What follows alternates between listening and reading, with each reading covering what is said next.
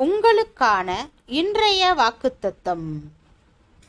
இப்படி இருக்க கர்த்தர் தயையுள்ளவர் என்பதை நீங்கள் ருசி பார்த்ததுண்டானால் சகல துர்க்குணத்தையும் சகலவித கபடத்தையும் வஞ்சகங்களையும் பொறாமைகளையும் சகலவித புறங்கூறுதலையும் ஒழித்துவிட்டு நீங்கள் வளரும்படி புதிதாய் பிறந்த குழந்தைகளைப் போல திருவசனமாகிய களங்கமில்லாத ஞான பாலின் மேல் வாஞ்சையாயிருங்கள்.